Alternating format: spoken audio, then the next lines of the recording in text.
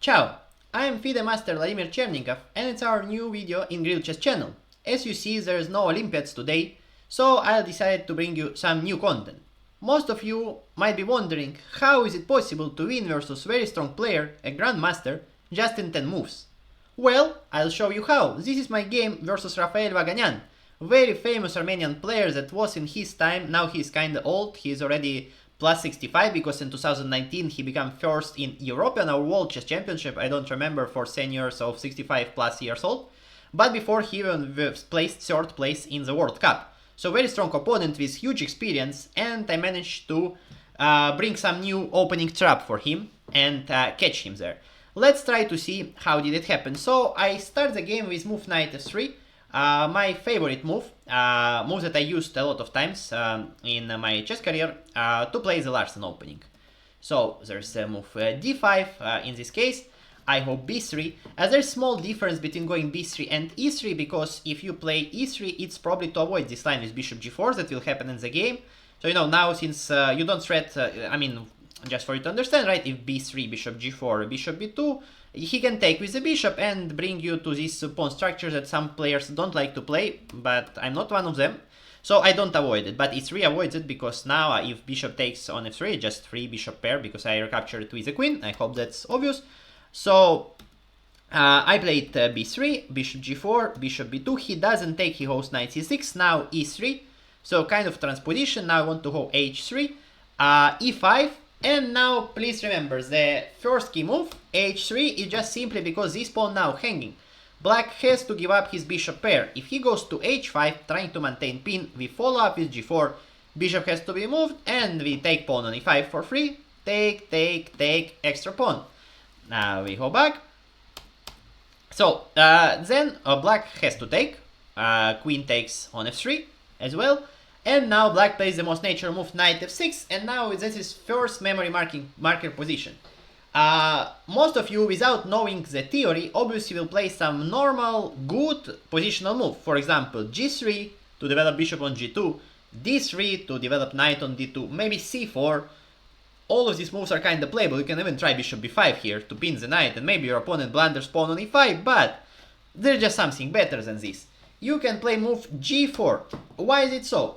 Most of you can think that your coaches for sure said you, when you start to play the chess opening, while your opponent plays in the center, you need to castle, control the center, and not maintain king on e1 when you play g4 on the side of the board. Is it wrong? No, absolutely not. But sometimes you can play something like that if you're sure what you are doing. And if position is very close, as we see that black doesn't have any option to blow up the center with e4, d4 or whatsoever, just because your position is very stable, it's very solid. A move g4 wants to create direct problems. For example, if black were to play some move like a6, you can follow up with g5 sometimes, then you defend pawn with h4, and after d3 knight has the problems, you win a lot of tempis on this knight. Also, you can play first d3, and then after next black move, g5, so knight doesn't even jump here, knight cannot go here. If knight goes d7, we take on d5, free pawn, and if knight goes to g8, well, if this position that black wanted to play, I don't believe him. So we go back, and g4 played with this idea. Black tries to stop it, desperately playing move h6. Actually, this thing helps me, because I play h4. Now my idea remains the same, but it's even stronger, it's even better. Why is it so? Let's say once again black plays some slow move. So after g5, take, my queen is having all the control of this position. It goes to h8, it punishes the g7 pawn. Let's say knight e4, I can throw a check, bishop has to go back. What is this position? Not maybe directly, I can play d3 here first without, after this move, or g6. But okay, queen entering here, bishop becomes very passive. I might lose a pawn there on the way, but I just develop fast, I bring my rook to the game, and okay, queen is just very, very active piece. So it helps me. I play h4, he plays e4 trying to attack the queen then. Where queen goes? Obviously it needs to go to g2 square. Why to g2? Because we need to remain queen connected to the rook. If we go to g3, okay, except of the obvious move bishop d6, right, saying you, where are you going, queen? Black can play something else, let's say, I don't know, whatever, and this plan doesn't work because now our rook is just hanging. So queen g2, bishop, don't worry about bishop, you can bring it to e2 most likely, or you can go to b5 as well if you want to pressure over here, right?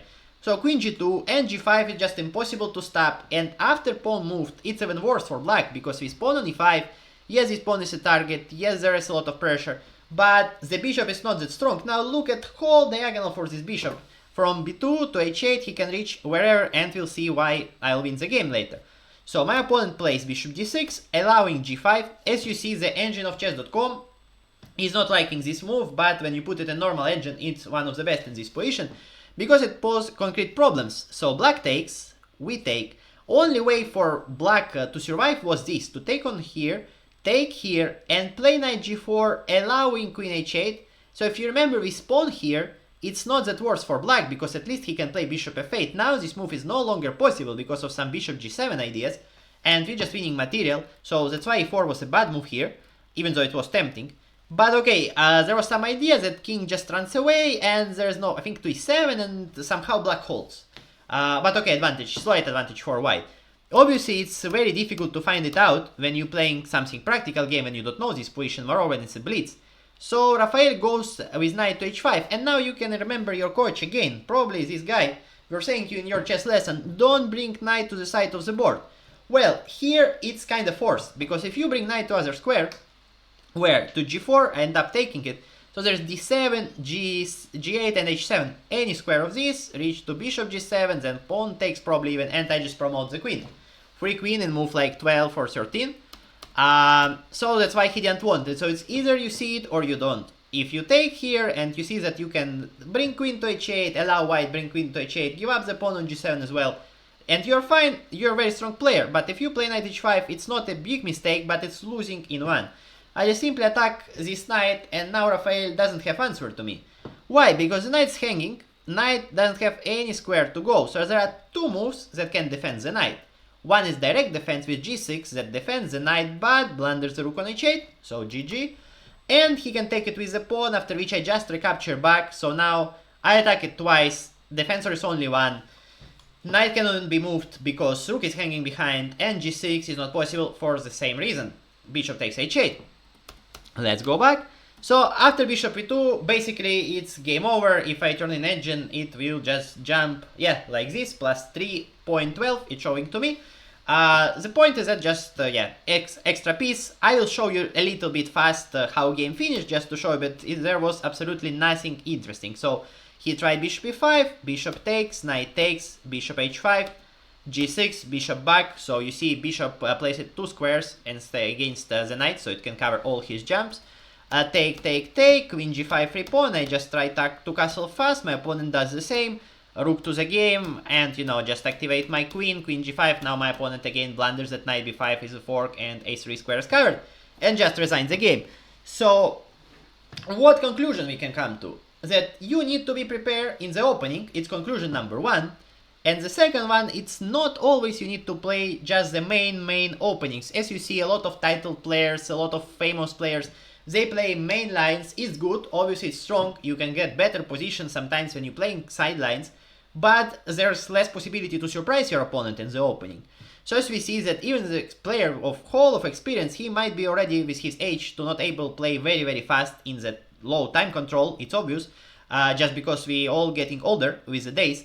But it was not even like time trouble or something, it's just an opening part, so all the experience that this player definitely has even didn't help him against some interesting opening trap. I don't even call it a trap because it doesn't lead to direct win in normal situation, you just get some advantage. But that's a way to play these positions.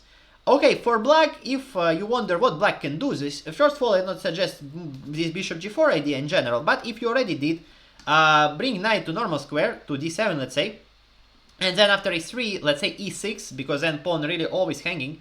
And after h3, I think bishop h5, even though there are still some problems. Let's say the line that's problematic is this, g5. And once again, we see that this knight is very uncomfortable on the side of the board on h5. This bishop from f8 cannot be developed because knight barely defends this pawn. It's very annoying. Also h6 break. If white takes with a pawn, there is no way to recapture with the pawn, never. So All these kind of positions, normally h6 obviously white doesn't take, because when rook goes, sometimes we just react like this, that it's even better, like, but okay, at least play this, or here jump with knight to g8, you know, try something like that, then it's probably smarter. If knight goes to f5, it defends the pawn, so we can defend the bishop, and definitely king goes castle long. That's what I can suggest, but also I will not say that it's position of my dream, playing it for black. Well, I hope it was useful. I hope you haven't get bored, because video is not about Olympiads, not about very famous chess players. I know, but what we can do, there is a pause. We'll try to make some podcast. So I hope you follow our Olympiad videos as well, and you learn at least something from my video about this position. Thanks you, and ciao. See you in next videos.